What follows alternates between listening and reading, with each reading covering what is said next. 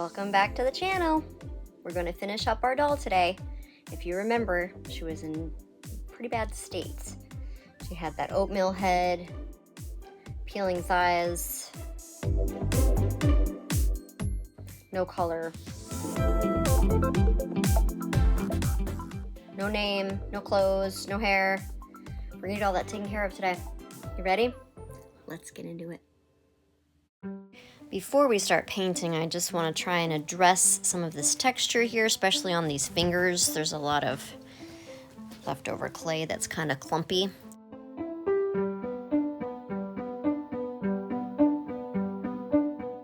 Originally, I wanted to go much warmer, darker with the skin tone, but I am actually all out of acrylic paint.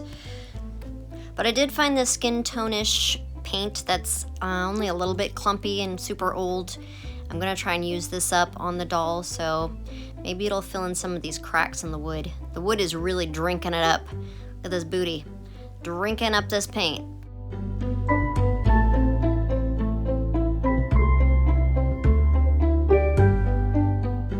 Now that she's got a nice coat of skin, it's time to breathe some life into this body by blushing all of the blushy spots.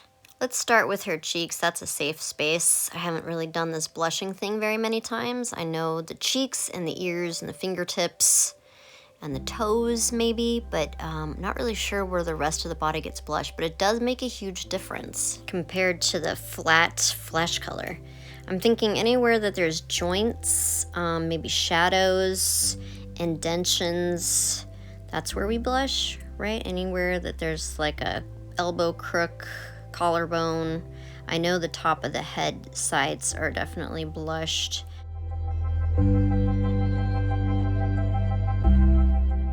I'm using pastels for this, just the soft kind. I started out with pink, but it didn't come up at all, so this is like dark red that I'm using now.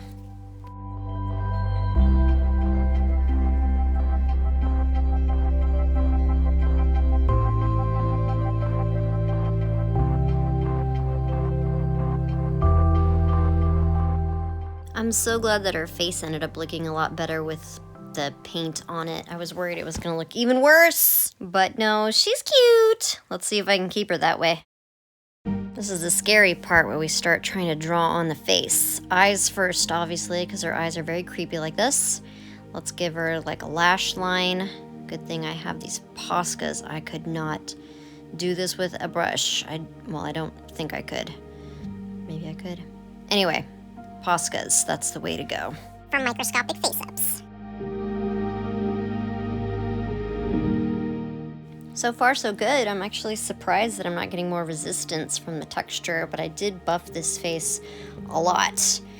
Now is the scary part of putting the inside eye, because the left eye is kind of concave and the right one is convex, and I don't want that to be obvious. I was also kind of worried how I was going to make these brown eyes sparkle, because I only have this one shade of brown, and I wanted to put like shadows on top and some light on the bottom.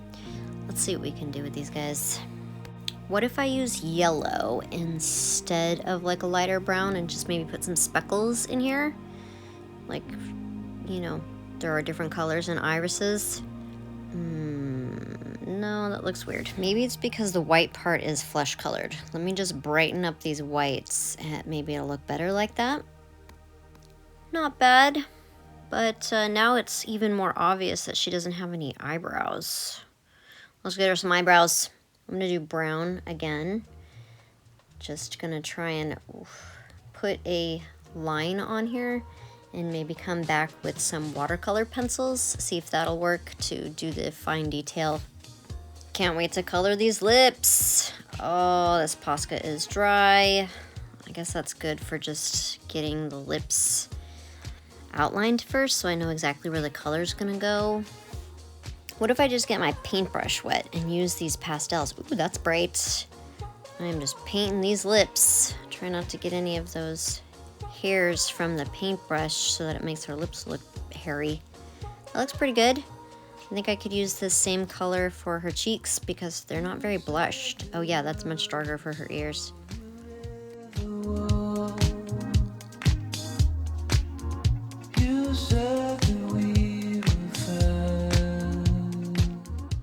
Alright, there's a ledge right here, and I'm attempting to draw some eyelashes. Looking like a kindergartner is drawing these.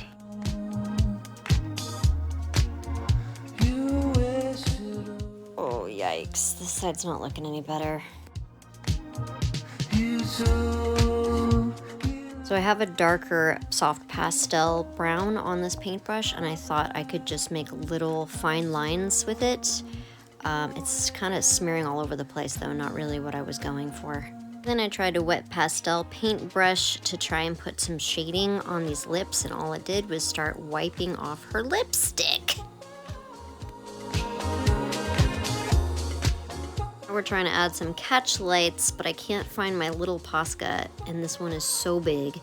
I have to try and be very, very light with my touch. I guess that's not too bad. Let's solidify this lashes mess. That looks a little better, I guess. Finally found my watercolor pencils. Gonna attempt to put some detail in these brows, and then we really have to move along to some hair, because she's a hot, bald baddie, but I want to see her with some hair.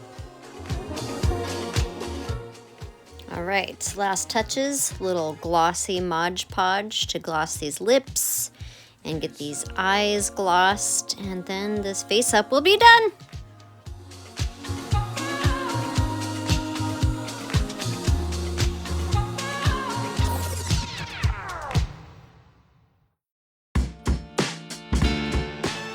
All right, I did pick pink for this hair. I wanted it kind of edgy, I guess.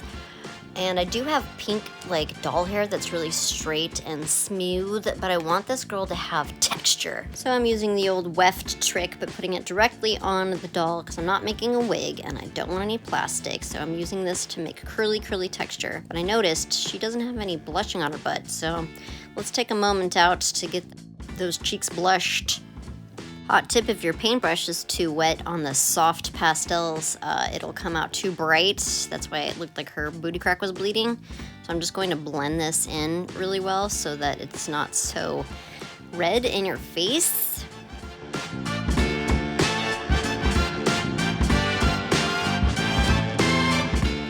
And while I'm back here, I might as well get these elbows too. Okay, now we can get back to adding the hair. This is always the most unattractive that these dolls look, because they have to be bald as I just put in the back wefts first. Sorry, girl. We'll speed this up so it's not so painful.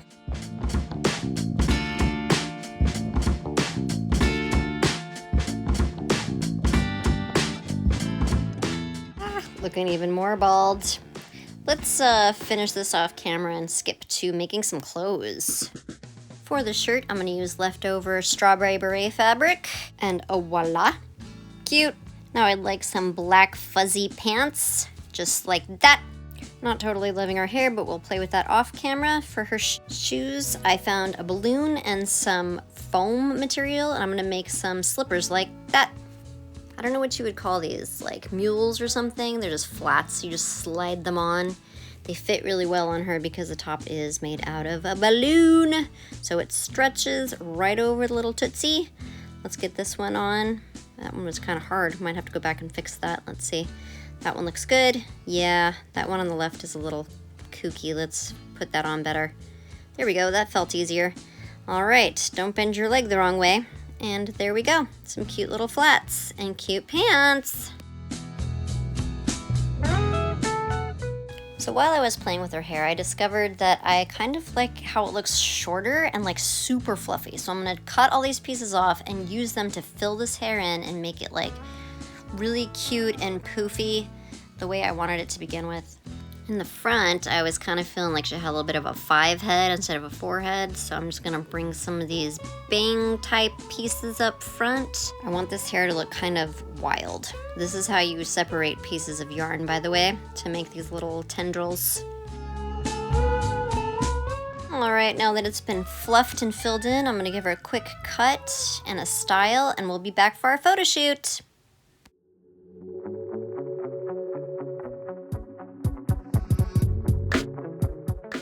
Oh, hey girl, you look so cute. I love those pants. Where'd you get them?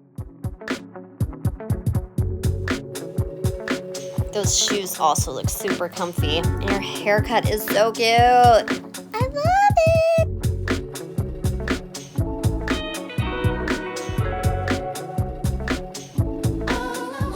Girly's looking casually cool with those high-waisted pants. That hair is everything.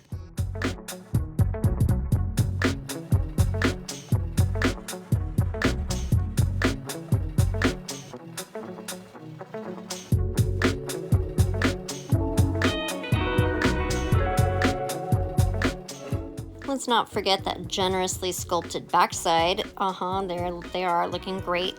And some pants. Finally have a doll I can pose. I'm very pleased with this. Let me know what you think in the comments. See you next week.